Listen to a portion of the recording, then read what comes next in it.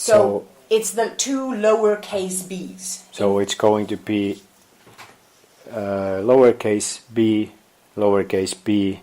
Mm-hmm.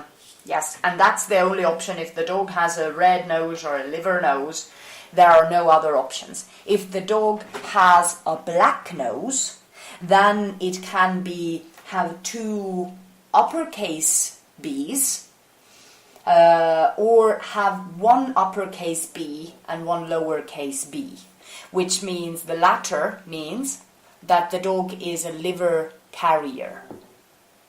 That means that the dog can pass it on to their progeny. Okay, hold on. So let's say because we were talking about each dog needs to have two pairs. No, one pair. From one each gene, one gene from each parent. Mm-hmm. Each dog in their kind of eggs or spurs, they have one. To be able to have a black nose, the dog will be capital B,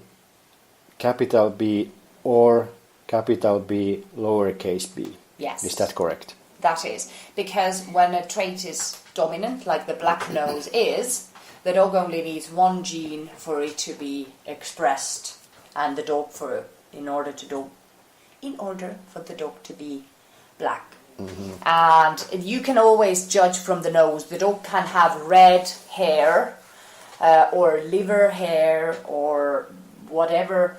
If the nose is black, it's black. If the nose is liver colored, the dog is liver. Now, the next thing, the second one that affects the kind of the nose color, is D series, which is the dilution. Mm-hmm. This is the gene behind blue dogs. Mm-hmm. So this dilution is something that you can see that people have made the gene tests also for dilutions. Yes, and in Dobermans, where kind of blue dogs tend to have massive, like 80% of blue Dobermans have alopecia related to the dilutes. They're making these gene tests for a lot of breeding dogs and advertising studs as gene tested and dilution free. Mm-hmm. So in Amstaffs, for some reason, people love blues, but we can get to that. Anyway, blue is also a recessive trait. So if the dog has the dilute color, the nose will also be kind of slate or steel blue, or kind of Isabella or lilac. Mm-hmm. You will, when you look at the dog's nose, you will see that it's not fully black or fully liver. It's kind of halfway there. It's mm-hmm. like you take black paint and you dilute it with water, and it will literally, mm-hmm. not be black anymore. Our standard states that the nose definitely black, right? Standard does state that. Yes. It is. No, it's a point of argument if the standard also says that all colors are permitted and genetically a blue dog cannot have a black nose, then if blues are actually okay according to the standard or not, that is something that we can discuss further at some point. But yeah, that's in order for a dog to be a dilute, both kind of alleles need to be lowercase d's. And two blues will never give a full color, ever. What do you mean by full color? Full color, I mean black. Mm-hmm. So the color is not diluted. You're still talking about the nose color? Or? I'm talking about the nose color, but it's mm-hmm. also, it's easier to judge from the nose, but that also covers all the coat and the hair. The dog doesn't need why I focus on the nose color so much is that if the dog is kind of the full colored version of the dog would be black, then it's what it's referred to as true blue. But if genetically the dog would be red, the coat still has the red on it, and it's mistakenly referred to as fawn sometimes. The fawn is, I would say, something different. But the red coat will also have this bluish tinge to it. But right now I focus on the nose because all colors can have this blue overlay. If the dog's nose, eye rims, lips are all blue, then the brindling will be blue. If the dog is a smut, then the overlay will be blue. It's just much easier to understand, if you ask me. Every now and then I also need to check the standard, because some parts of the standard is kind of, you can kind of read it as you prefer or you want, but some parts there are like so clear that you can't actually misunderstand those. So it says nose definitely black, but like we talked already here, that the blue dog actually can't have a black nose. So yeah, we can argue if actually this point of the standard now disqualifies all blue dogs, or is it just because back then color genetics were not that widely kind of known? Yeah. Well, we still don't know everything about our dogs' color genetics, and the new discoveries are coming out all the time. So yeah. And for the color, it says any color, solid, party, or patched is permissible. Yeah. But all white, more than 80% white, black and tan and liver not to be encouraged. This is one thing. One also that is kind of raising a lot of emotions. What is all white? How much is 80%? 80% is 80%. But how can you measure this from the dog?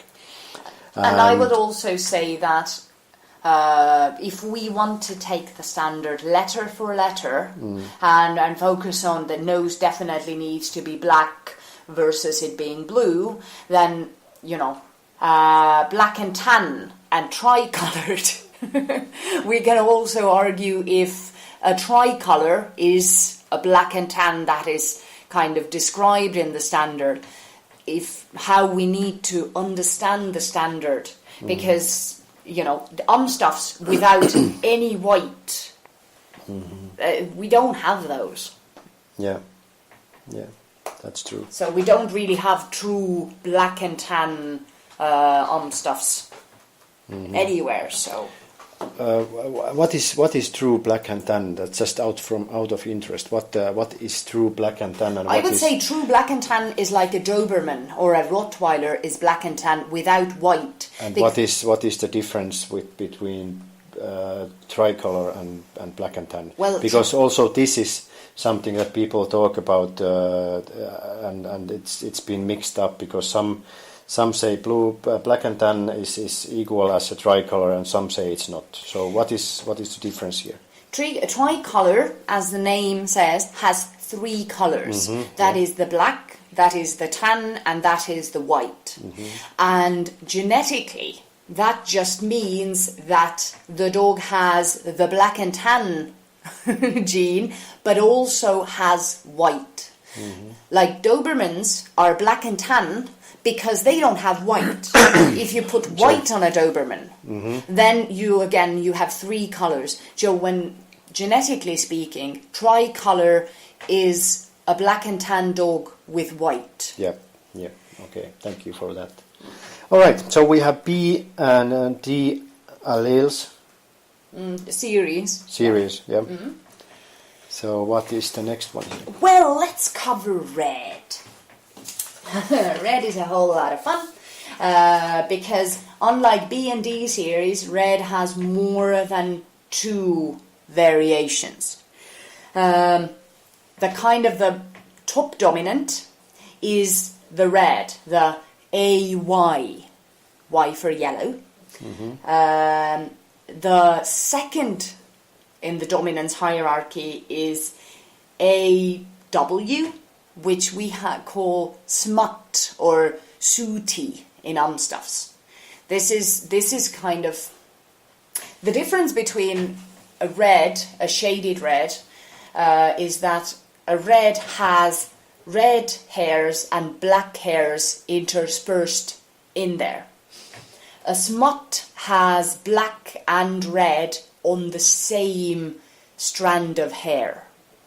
So if you look at, just pick one hair off a dog, is this hair fully red or fully black? Or is this hair has different kind of bands or stripes of color? Because one hair can be of different colors. If this is true, the tip of the hair is black and the end of the hair is red, then we're talking about a smut or a sooty or a gooty color. Okay, and what is the letter combination for this one? It's AY for red and AW for smut. Okay. And also in the same series, which is the lowest in the ranking, is our beloved tricolor, marked by AT for tricolor. So it can be, the nose color can be whatever, it's affected by the B and D series, but the red color, which is the dominant red, the AY, they can have various amounts of shading. The dogs can have kind of more black hairs interspersed there. The theme is that a dominant red dog will be born with stronger shading, and the shading will fade away. The dog will go, the color will get clearer. Yeah. While the smut color, the dog will get more of the darker shading in there. This is it's quite interesting because it's when I was first listening this I was like, my head was spinning and I was like B and capital B, lowercase b, D, A, Y, A, W. So this is something that needs to be talked about more detailed. But what is the next one there? The letter K. What does that stands for? Okay, let's just jump off to letter K. K is the series that makes the difference between a black brindle and kind of non-black or brindle dog, meaning a red dog. We are not going to talk about recessive black here. Recessive black is also in the Ks, but correct me if I'm wrong, show me a recessive black in Amstaffs. It's a factor in German Shepherds and some herding breeds, but not here. So we're talking about the top dominant K. If the dog has that, the dog will be black. If the next one down the line is KBR, brindle, and the lower down the line is KY, Y again standing for yellow, which means that this is the kind of the red gene. And this is where a lot of kind of arguments come about, and when you actually know the K series genetics, it is not complicated.